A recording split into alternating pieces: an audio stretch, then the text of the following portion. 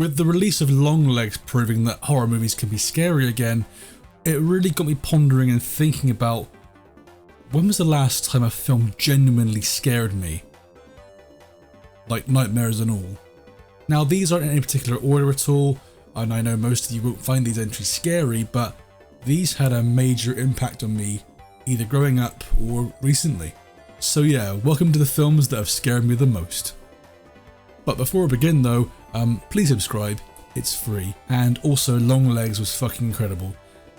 It's not the scariest film of the year, because I haven't seen any other horror films, but it definitely was creepy and unsettling. Something that was quite original, with horror films being very, very oversaturated with crap.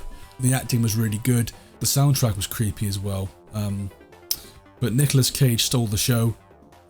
He can really play a serial killer very, very well.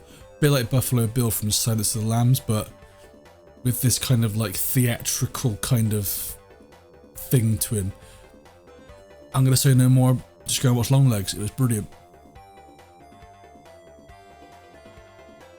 Starting off, we've got Lights Out. Now this isn't the 2016 version, which was a full-length feature. This is the 2013 original that was put up on YouTube. This one is incredibly effective and it's incredibly simple as well.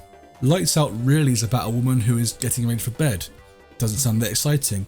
However, when she turns the lights off, there's a silhouette of a person stood there. Now we've all had similar experiences where we think we've seen something in the dark, but in this woman's case, it gets worse. The figure starts to move closer towards her, but in that situation I would just get out of there. But for some reason this woman duct tapes the light on, and we all guessed it, this happens.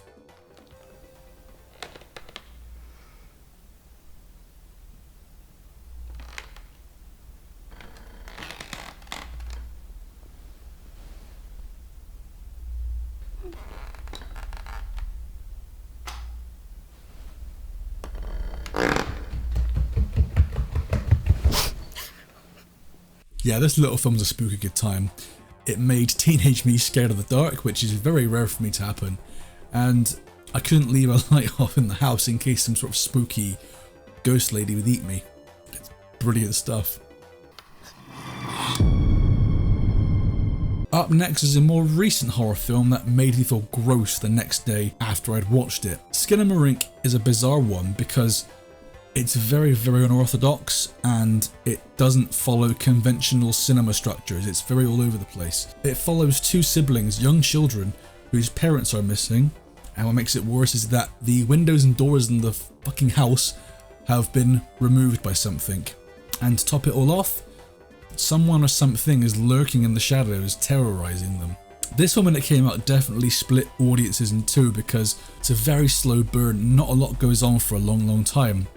In a way though, this is what made the film incredibly creepy for a number of reasons. The scenes don't flow like a normal film, they're pretty much slideshows of flickering lights and lingering on images of dark hallways that are just, completely jet black. We don't see any faces apart from, the kids' voices, and they're all distorted as well, but you get used to it. But when you hear something else that isn't their voice in the same room, that's when it becomes incredibly stressful and creepy. Not to mention the grainy filter that's been applied over the film.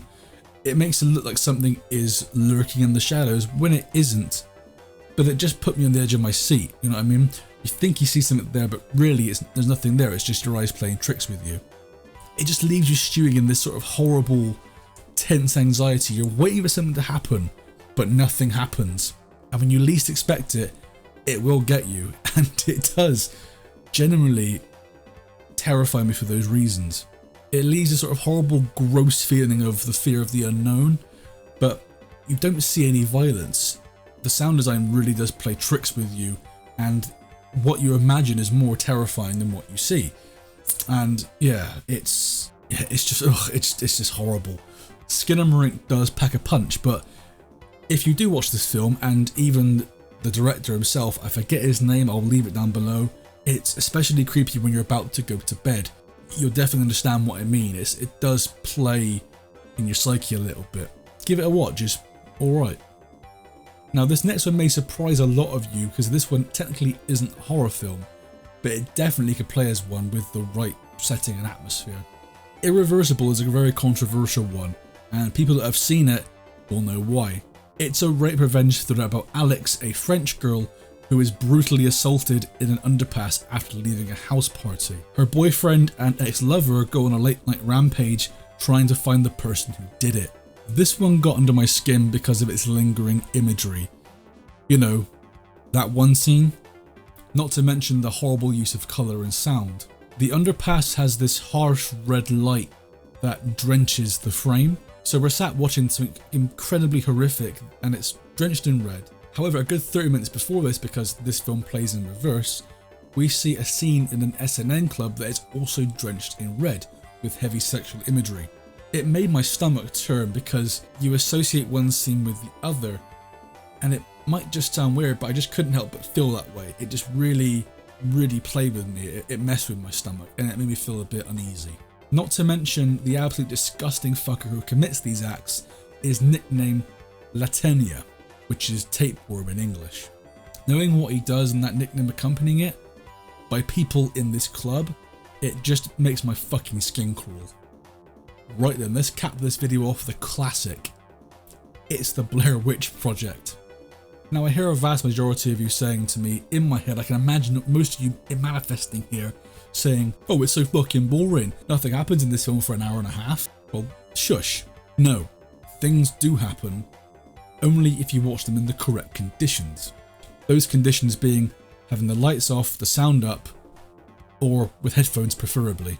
What makes this film scary to me and what made it get under my skin, aside from its chilling ending, there are no sound cues to alert a certain mood or a jump scare. It feels like you're watching found home footage that should not be seen. In the beginning we see Heather, Mike and Josh really eager and excited to shoot this little film, you know, getting up early to go to the woods, and they're shooting it and it's, you know, all hunky-dory, they're all, you know, fresh faces. But as they go deeper and deeper into the woods, they gradually get lost.